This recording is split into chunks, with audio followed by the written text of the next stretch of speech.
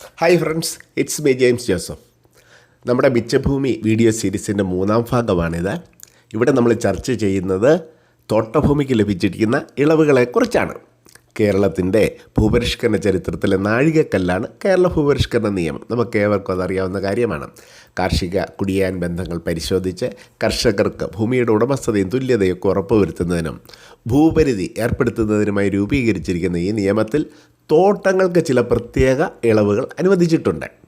മൂലധനം ആവശ്യമുള്ളതും ദീർഘകാല വിളവെടുപ്പുള്ളതുമായ തോട്ടം കൃഷിയുടെ സ്വഭാവം കണക്കിലെടുത്താണ് ഈ ഇളവുകൾ അനുവദിക്കപ്പെട്ടിരിക്കുന്നത്. റബ്ബർ, തേയില, കാപ്പി, ഏലം, കശുവണ്ടി, കുരുമുളക് അല്ലെങ്കിൽ സർക്കാർ വിജ്ഞാപനം ചെയ്യുന്ന മറ്റ് വിളകൾ എന്നിവ കൃഷി ചെയ്യുന്ന ഭൂമിയാണ് നിയമപ്രകാരം നമ്മൾ തോട്ടമായിട്ട് പരിഗണിക്കുന്നത്.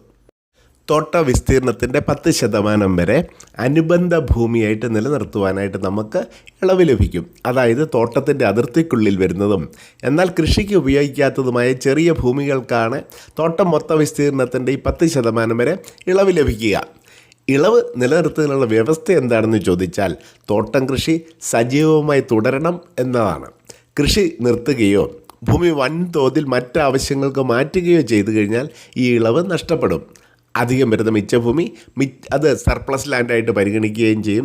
അതിൻ്റേതായിട്ടുള്ള നടപടികൾ ഉണ്ടാവുകയും ചെയ്യും.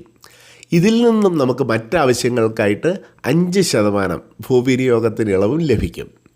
ആഗോള വിപണിയിലെ സമ്മർദ്ദങ്ങൾ, തൊഴിലാളി ക്ഷാമം, കാലാവസ്ഥാ വെല്ലുവിളികൾ എന്നിവ കാരണം പരമ്പരാഗത തോട്ടങ്ങളുടെ ലാഭക്ഷമത കുറഞ്ഞ സാഹചര്യത്തിലാണ് ഈ നിയമത്തിൽ ഭേദഗതി ഉണ്ടായിട്ടുള്ളത്.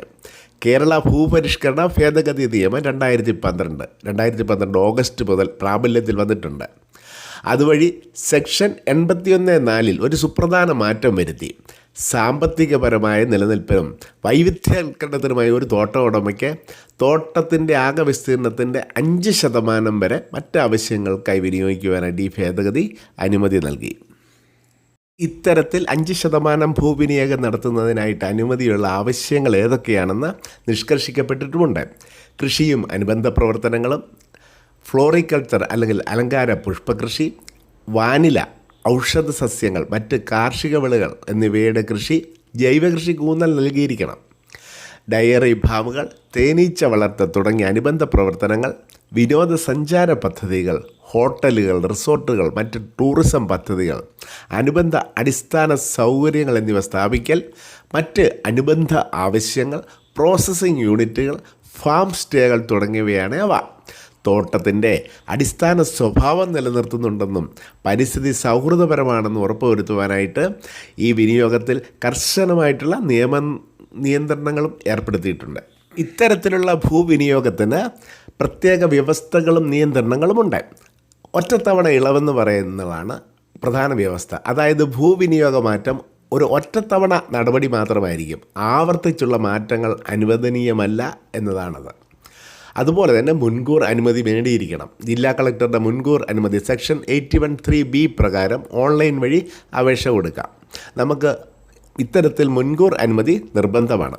വനമേഖലയോട് ചേർന്ന ഭൂമിയാണെങ്കിൽ പരിസ്ഥിതി, വനം, കാലാവസ്ഥാ വ്യതിയാന മന്ത്രാലയത്തിൻ്റെ അനുമതിയും നമ്മൾ വാങ്ങിയിരിക്കണം. തൊഴിലാളി സംരക്ഷണം, അതിനുള്ള നടപടി ഉണ്ടായിരിക്കണം. ഭൂമി മറ്റാവശ്യങ്ങൾക്ക് മാറ്റുന്ന വേളയിൽ തൊഴിലാളികളുടെ താൽപ്പര്യങ്ങൾ സംരക്ഷിക്കുകയും അവർക്ക് ജോലി നിലനിർത്തുകയോ അല്ലെങ്കിൽ ബദൽ തൊഴിൽ നൽകുകയോ ചെയ്തിരിക്കണം. അതുപോലെ തന്നെ വിൽപ്പന നിരോധനവുമുണ്ട്. ഇപ്രകാരം മാറ്റിയ ഭൂമി തോട്ടത്തിൽ നിന്ന് വേർപെടുത്തി ഒറ്റയ്ക്ക് വിൽക്കാനോ കൈമാറ്റം ചെയ്യാനോ പാടില്ല. അത് തോട്ടത്തിൻ്റെ ഭാഗമായി തന്നെ നിലനിൽക്കും എന്നുള്ളതാണ്. ഇവിടെ ഒരു അടിസ്ഥാന തത്വമുണ്ട്.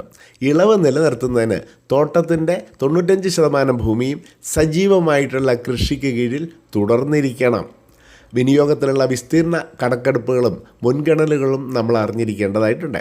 അനുവദനീയമായിട്ടുള്ള 5% ഭൂമിയുടെ വിനിയോഗത്തിന് സർക്കാർ 2013 മാർച്ചിൽ കൃത്യമായിട്ടുള്ള മാർഗനിർദ്ദേശങ്ങൾ പുറപ്പെടുവിച്ചിട്ടുണ്ട്.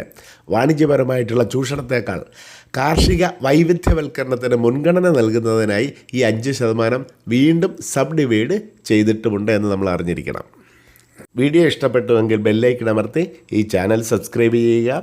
അടുത്ത ദിവസം ഈ വീഡിയോയുടെ 4ാം ഭാഗവുമായിട്ട് നിങ്ങളുടെ മുൻപിൽ വരാം. Till then, take care, by.